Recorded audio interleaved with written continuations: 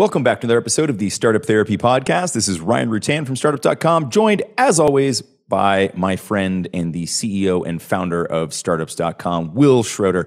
Wil, there's this whole thing in founder land, right? Like we're all working hard, we're all struggling, we're all trying to do the damn thing. And then we get to this point where maybe, we get to an exit or good things start to happen. We have some success. And then we're labeled as having gotten lucky, right? So what I'd love to hear is your take on good luck versus good fortune and where we actually fall on this spectrum as founders who've been successful. Well, I got to tell you, nothing frustrates me more than when people say they got lucky. They got lucky. It's as if you bought a Powerball ticket and that was it. That's all you did. It's all you did to earn your fortune. Dropped my $2, went and waited around. Yeah. I was actually a little disappointed that your hat didn't pop off when I mentioned lucky.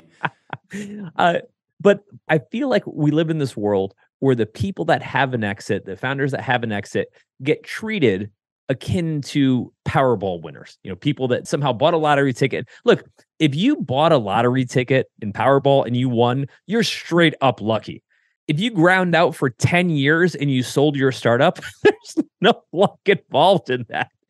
I think it's offensive. But beyond that, how I feel about it, I think what it creates is this internal understanding from the founders themselves that they were lucky in some way. And by way of that, they don't entirely deserve what they got. Yep. They feel guilty about it. They're guilty about it. Which is crazy. It's crazy, and it's a lot to wrap your head around. And I think, again, we should very much distill the difference between good luck and good fortune. We should talk about when you have this good fortune, when you have this exit or this wealth event, et cetera, how you can think about it. Because people are going to look at it very differently than you want them to, regardless of what you do. Exactly, regardless. Again, I think that to kick this off, let's talk about good luck versus good fortune. Sure. But before we do that, I just want to point out that this isn't just about exits. This isn't just about maybe hitting a really high level of profitability where you're starting to bank a bunch of money. I see this happen day in, day out with founders, even at the lowest levels. I'll give you an example. A week ago, talking to a founder who's part of our founder group community, and he had a really exciting announcement about a big client that they landed and was really nervous about sharing it with the rest of the group because he's part of a group who are all working like 24/7, just grinding it out, all trying to nail customer acquisition, right? And they're all struggling, right? As every startup does at that early stage. And he was asking, he's like, I don't know how to bring this up with the group. I don't know how to tell them. I'm like, you just tell them. He's like, but some of them are still working really hard. It's like, and they will continue to work really hard. They have to, right? What happened to you isn't what's happening to them. It's okay. But my point here is that this isn't just about the big things that happen. This feeling and this guilt that gets built into us as founders starts from the tiniest of little wins, right? It's like when you hire your first employee and those two other startup founders that you've been hanging out with in the coffee shop are still grunting it out on their own. That can make you feel a little guilty that all of a sudden you've got some help and they're still there, coding, designing, marketing, selling, doing all of it on their own. Right. So this begins from the very beginning. I just want to make that subtle point that we're not just talking about founders who've had an exit. This is all the way through the process. It hit me personally for the first time early in my career because it was like the early 90s. When things went well for me, there wasn't any way for anyone else to actually know it. People forget about this stuff now. But at the time, again, this is probably like 95, let's say, people generally didn't have cell phones. They didn't have email in any meaningful way. Obviously, we didn't have a social network or anything. Google didn't exist. There was no way to find out about what happened to that person unless someone told you. You didn't have their landline. They did not exist. And if they weren't standing next to the phone when you called, they did not exist. The reason I say that is because we had some really tough years and then all of a sudden things turned and we had some good years. And I had a lot of friends and family that came to visit me. I'm in Columbus, Ohio now, but I didn't grow up here. I grew up in Connecticut. So a lot of them came out and visited me. And when I left Connecticut, they saw this kid who like failed at everything. It was the polar opposite of good, right? My trajectory was not very high, right? I think it was actually trending negative. You did a good job of setting low expectations for them. That's the way to do it, right? And so when that happened, and again, nobody was expecting much, all of a sudden they come out with no idea what to expect or what might have happened. And I've got a house and I've got, nice cars and all this crazy stuff. And they're like, what the hell happened? How did you get so lucky? How did you get so lucky? And the way they treated it had nothing to do, as if I put no time into it, as if I woke up one day and the past 4 or 5 years of not sleeping to make this happen just ceased to exist, right?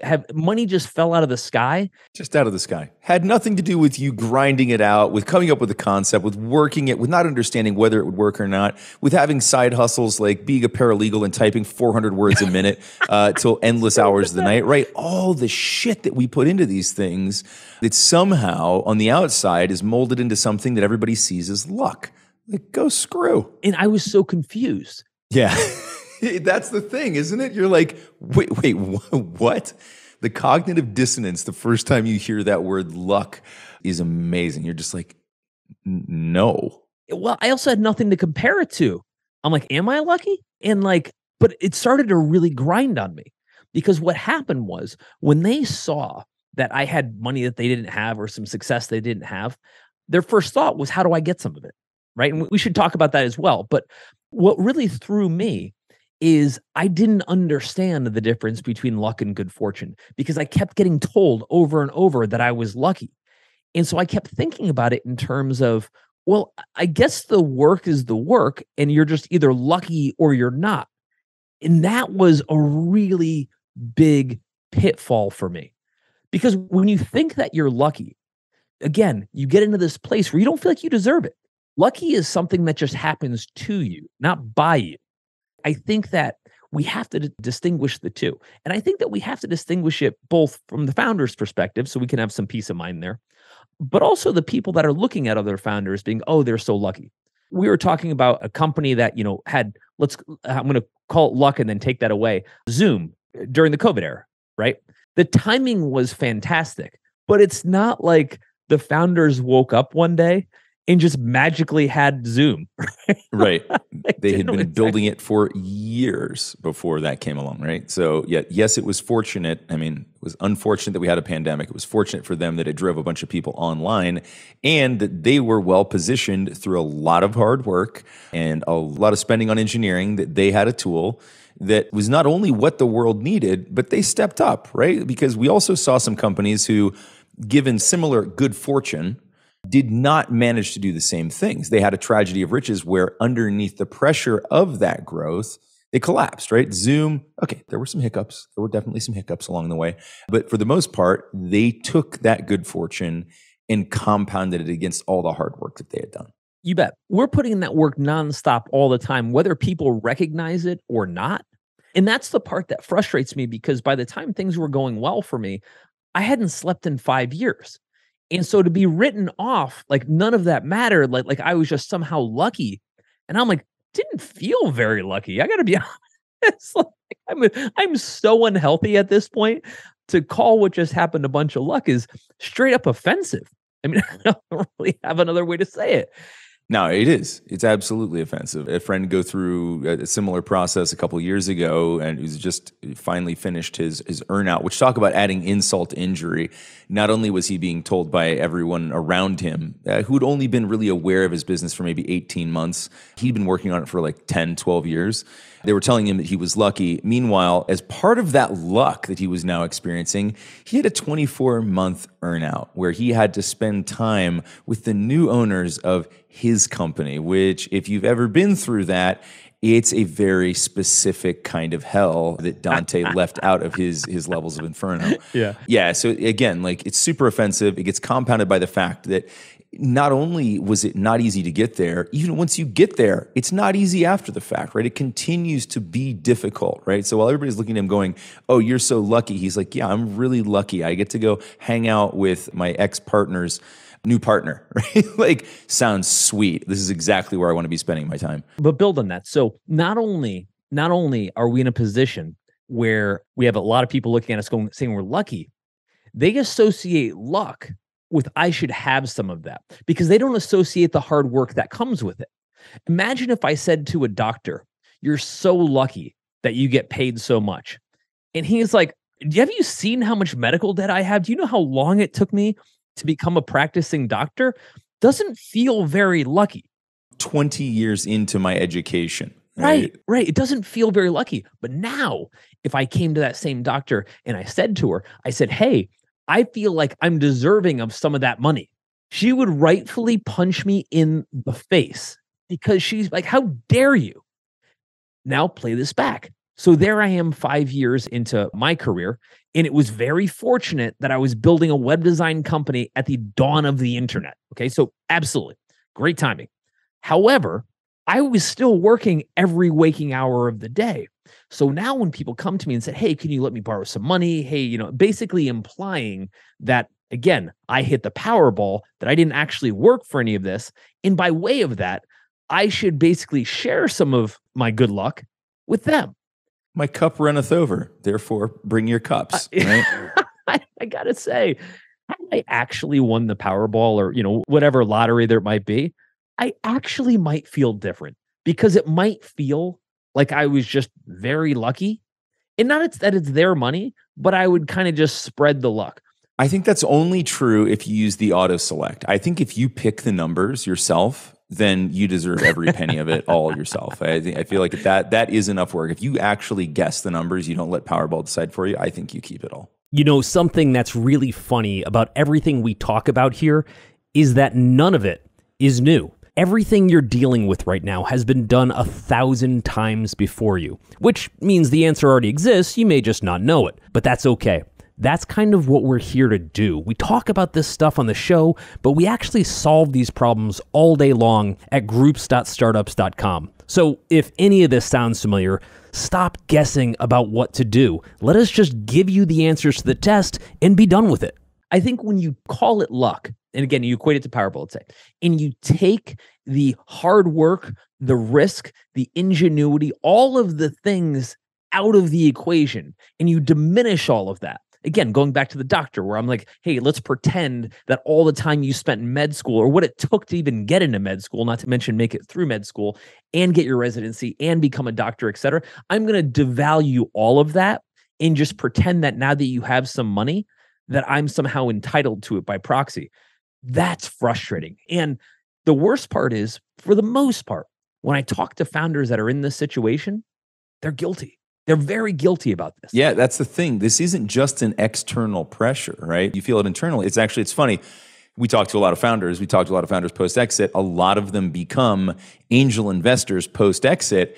And when I talk about why, right? When I really dig into the why, they're like, I'm excited to get into, some other projects. And like, okay, well, why not do something yourself? Well, this, that. It always boils down to nearly the same thing, which is they're like, well, I made all this money and I see these startup founders struggling and I know that a little bit of my money can help. And so it amounts to just guilt investments. Which is a dangerous place to be.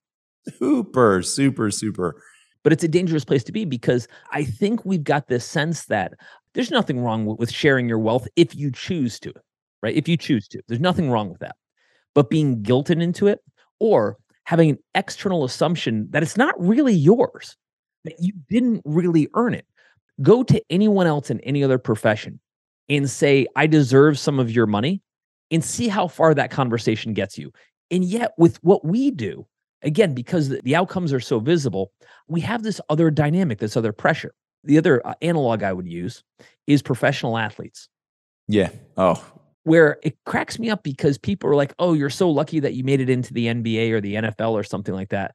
I'm like, you know how hard you have to work in order to get there? Oh, well, they were born gifted and talented. A lot of people are born gifted and talented. They don't magically make it into. Yeah, exactly. Most of them don't do anything with it. Yeah, it's incredible. And having talked to my friends who are professional athletes and talked to them about that journey, it's the same thing. They announce a massive contract.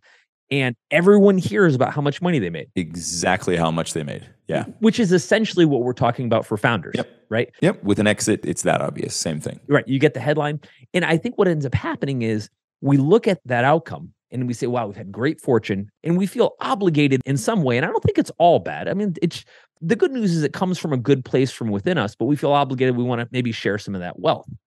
But we have to be careful because the difference between we have to share it, you earn the money, do whatever you want with it. But the difference between we have to share it and we want to share it is sometimes pretty big. Being guilted into sharing it isn't the same as wanting to share it. It's a huge difference. Well, no. And then it doesn't feel good when you do it at the end anyways, right? I've been there and it didn't feel good, right? I made a couple of, we'll call them charitable donations to friends and family. And while it felt good to help, it didn't feel good because of the way it came about, right? It was essentially that sense of entitlement that because you've been successful and because I'm struggling, that you are the balance in the universe that will help to correct this, right? And it was just like, at the time, and happy to do it, but after the fact, it didn't leave me with like the warm fuzzies if I just helped someone, because it wasn't really by choice. And if I'm honest, it wasn't the help I would have chosen to provide. If I had looked around and said, okay, let's assume I'm going to put $20,000 of my money into something, it wouldn't have been those couple of people in reality. It would have been something else, right? There would have been other things I would have done with that I think would have had more impact.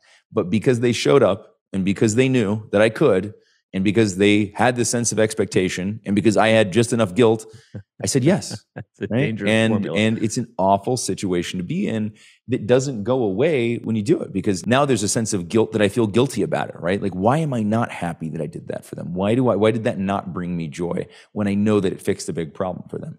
Why? Because it wasn't on my terms, right? And part of that's just going back to like the typical kind of A-type founder, right? Like, we want things to be on our terms. So when they're not, they don't feel good. What's interesting to me is most founders, and this happens a lot. I'm thinking of 3 people specifically right now.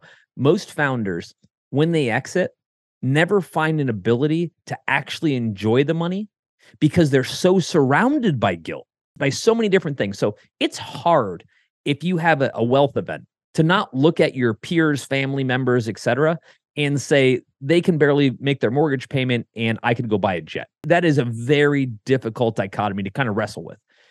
By way of that, regardless of how they treat you, by way of that, you have a very hard time enjoying the money. And it's one of those things that, we're all excited about those exits and those outcomes, et cetera, but we never really have the ability to wrestle with what that psychology might look like. Like, we all want the exit, but nobody ever stops to think, because they haven't dealt with it yet, what if I couldn't actually enjoy it? So I'll give you some examples. I had a friend who exited last month, a great exit, and sat down with he and his wife to celebrate. And I asked him, I said, what are you going to do, with your newfound wealth? And he's like, nothing. And I'm like, okay. Again, it's theirs to do with what they want to do with. So the whole point is it's not up to me. It's up to them.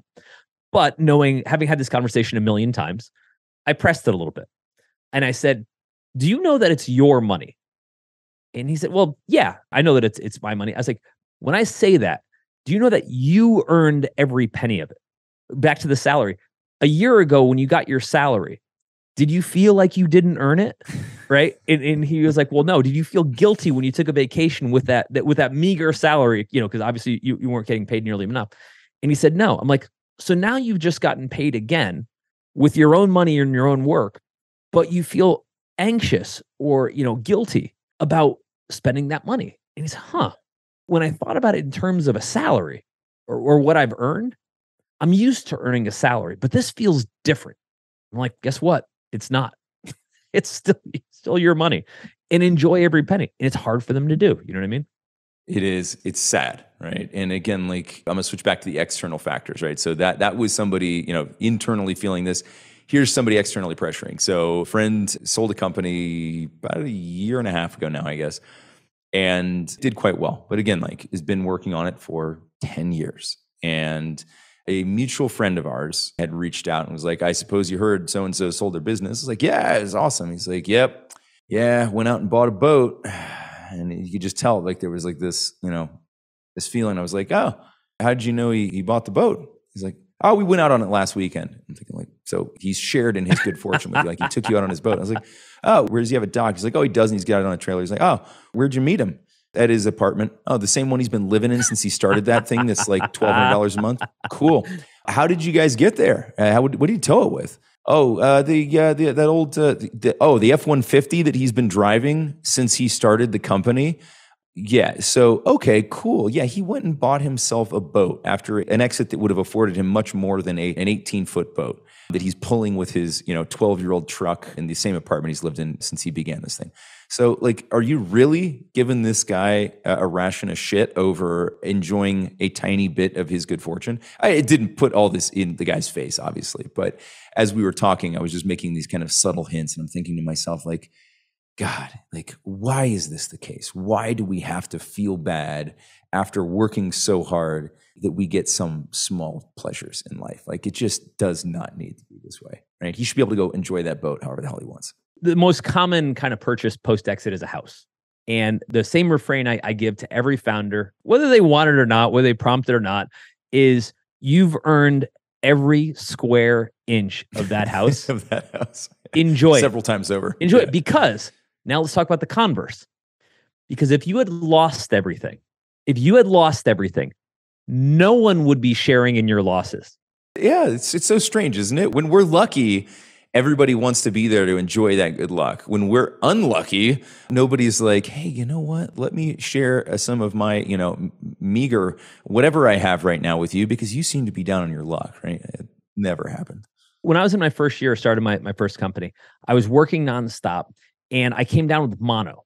Oh, sweet timing. Sweet timing, right? What a cool way to start a business. Now, the timing really matters here because, number one, I had no income whatsoever. I was a broke college kid. And a lot of times when people say broke college kid, they mean like, oh, I'm away from my parents and, they would otherwise support me.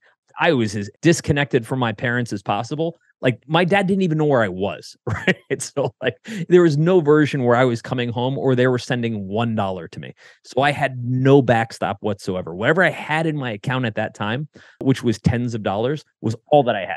I was going to say, was it even a positive balance? Right? Barely. And so point is, at that time, when all that was happening, no one called to check on me, right? No one was like, oh my God, did you hear Wil came down with mono and he won't be able to get out of bed for 3 months? No.